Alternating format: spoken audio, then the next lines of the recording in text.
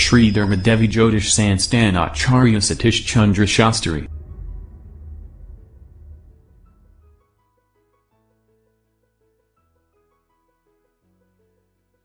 नमस्कार, श्री दुर्गा देवी ज्योतिष संस्थान में आपका स्वागत है।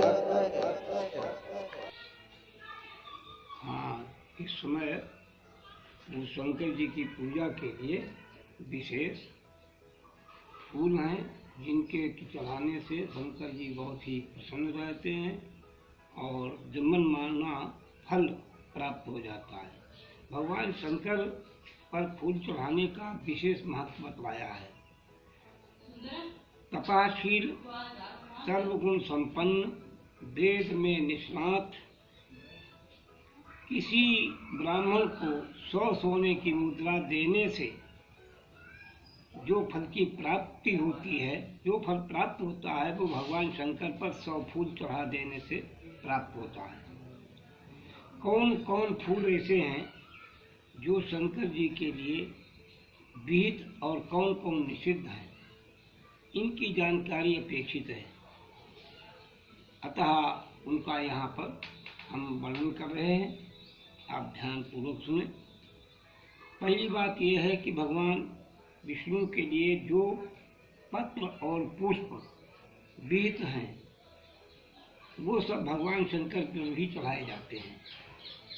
केवल केतकी का फूल निषेध है।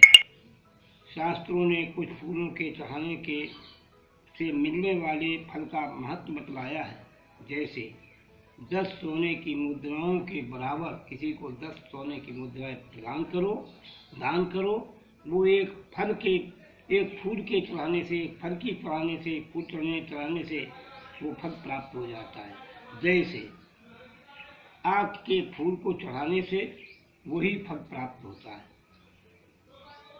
1000 अकौआ के फूल चढ़ाने से एक कनेर का फूल चढ़ा दो तो भी वही फल प्राप्त होता है।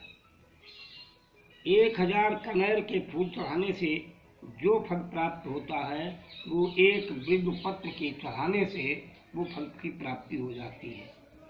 इसलिए 1000 बेल पत्रों की अपेक्षा एक द्रोण पुष्प, जिसे गुमा कहते हैं देहात में, हिंदी में द्रोण पुष्प जो को गुमा फूल कहते हैं, उसे के चढ़ाने से वही फल की प्राप्ति होती है। 1000 गुमों के फूल चढ़ा देने से जो फल की प्राप्ति होती है वो एक अपामार कहते हैं चिचिड़ा को, अपामार के चढ़ा देने से वो फल प्राप्त हो जाता है। और 1000 फूल के चढ़ा देने से, अपामार के 1000 फूल चढ़ा देने से जो फल की प्राप्ति होती है वो एक अकाश के फूल को चढ़ा देने से, कुशा के फूल को चढ़ा देने से वही फल की प्राप्ति होती है। और 1000 कुश के फूल चढ़ाने से जो फल प्राप्त होता है वो एक समी के पत्ता को चढ़ा देने से, छिवकरिया, समी कहते हैं छिवकरी को, समी के पत्ता को चढ़ा देने से वो फल की प्राप्ति होती है। और 1000 समी के फूलों को चढ़ा देने से जो फल की प्राप्ति होती है वो एक नील कमल के चढ़ा देने से वो इसी प्रकार भगवान प्रसन्न हो जाते हैं शंकर जी। और 1000 नील कमलों के चढ़ा देने से जो फल की प्राप्ति होती है वो एक धतूरा चढ़ा देने से वही फल की प्राप्ति हो जाती है।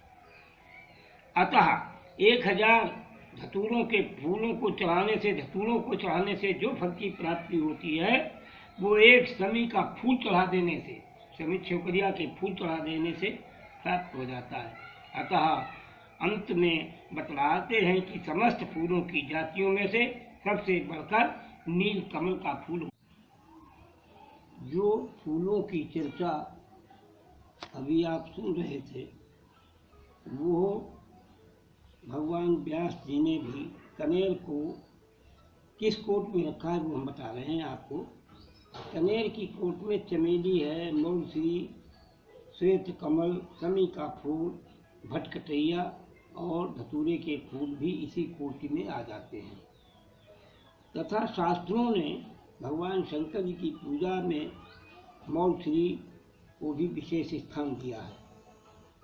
यही नहीं, भविष्य पुराण में भी भगवान शंकर पर चढ़ाने योग्य जो फूलों के नाम लिखे हैं गिनाए हैं वो इस प्रकार हैं। आप ध्यानपूर्वक इन्हें भी समझ लो। जैसे मौलश्री, बड़ी कटैया, काश, मंदार पुष्प, समी का फूल, शंख पुष्पी, चिरचिरा, कमल, चमेली, नाग चंपा, अगर तगर, नाग केसर, अर्थात पीले फूलों वाली जो कटसरैया होती है, कटैया कहते हैं, वो भी इसी कोट में आ जाता है। गुमा, शीशम, बेला, पलाश, कुसुम पुष्प अर्थात कुमकुम केसर, लाल कमल का फूल, जल में स्थल में उत्पन्न होने वाले जितने भी फूल हैं सभी भगवान शंकर जी को प्रिय हैं। और यहाँ तक कि शिव प्राप्ति की पूजन में इन फूलों के चढ़ाने से जो हमको फल की प्राप्ति होती, जो हमारी इच्छा पूर्ण करता है, वो यही फूल हैं। इन्हीं फूलों को, पत्तों को चढ़ाने से मनुष्य की मनोकामना पूर्ण होती है। हाँ, अभी जो फूल चढ़ाने योग्य शंकर जी को बताए थे वो निकल गए हैं, और उनके साथ साथ में जो फूल चढ़ाने से भगवान प्रसन्न नहीं होते हैं और निषिद्ध हैं, उनको भी आप समझ लें। जैसे सारहीन फूल जो है वो निषिद्ध हैं। जैसे कदम्ब का फूल, केवड़ा, तिनतिरी, बकुल मौलश्री, गाजर, कैथा, बहेड़ा, कपास, सेवन, अनार, केचकी, बसंत ऋतु में खिलने वाले कदम्ब, कंद विशेष, कुंद, जूही, शीरीष, दोपहरिया के फूल तथा शंकर प्रदत्त एक फूल नहीं चढ़ाए जाते हैं। इनके चढ़ाने से जितने हम पूजा करेंगे उतना ही हमको पूजा से फल प्राप्त न होने की अपेक्षा निषिद्ध हो जाएगा, कट जाएगा।